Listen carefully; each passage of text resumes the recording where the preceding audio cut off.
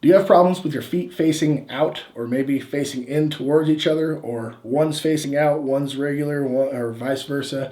This is a problem that a lot of people have, and this is one exercise that can be a good way to start correcting that postural problem. And it's called unilateral supine femur rotations.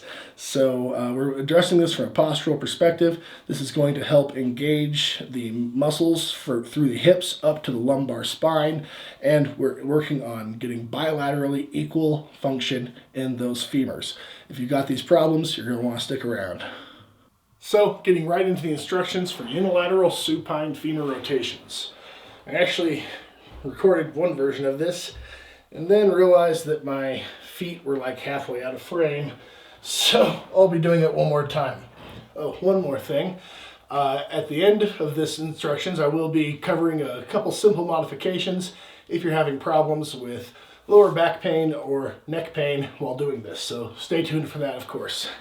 Now, to start with unilateral supine femur rotations, we're just going to lay down with our palms facing the ceiling and our arms out at about 45 degrees. From here, we can lift up one leg to where the ankle is in line with this knee, and the knee and the ankle should be hip width apart. Now, you might be tempted to just start rotating from here, but there are a few important pointers that you have to look out for before you get started. First off, we need to make sure that we are pulling that ankle or the toes up towards the head. See how my foot's floppy here? We don't want that. That's not going to get the desired effects that we're looking for. You got to keep those toes actively pulled up into dorsiflexion, or that ankle pulled up towards your head.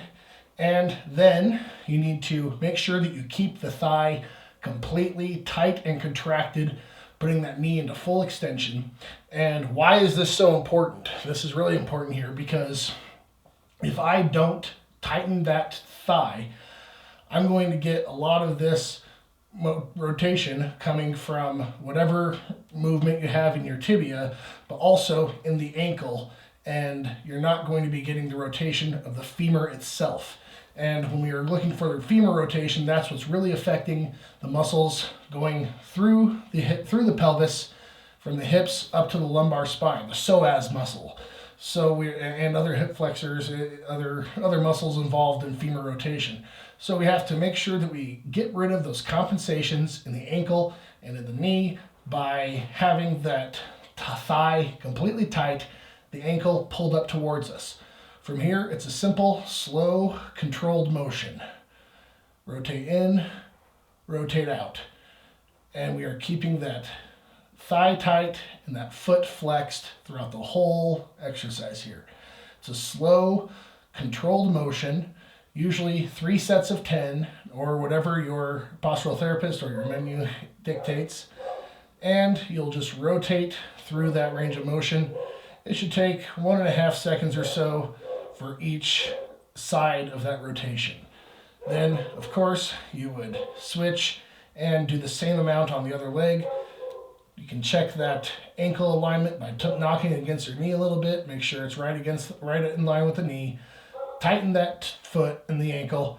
Tighten the thighs. And again, rotate in and out in a slow, controlled motion. I don't want to see this. Then we're getting compensations happening in the upper body and in the lower body. So it's just really trying to isolate that femoral rotation motion.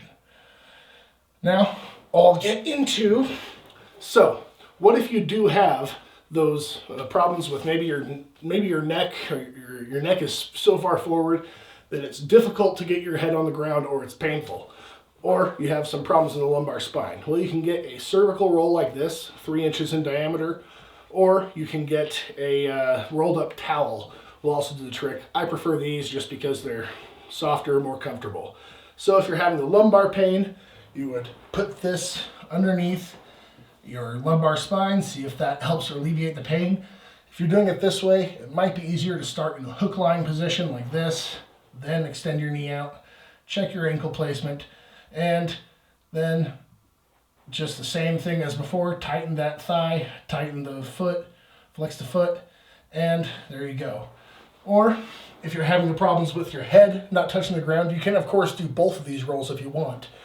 But if your head is not touching the ground, or if you're having pain in your neck, you would just do the same thing.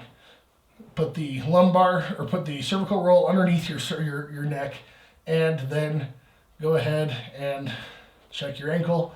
Make sure that your foot's straight ahead, hip width apart, and go ahead and begin those rotations with the foot flexed, the thighs tight. And that's all there is for unilateral supine femur rotations. I really hope that you found this video informative and useful. And if you have any loved ones or friends who are having problems with chronic pain, I hope you consider sharing my channel with them as well, because we all want the people we love to have a more pain-free life, right? If you have any questions or video suggestions, anything posture related, drop them in the comments below. I'll get back to you as soon as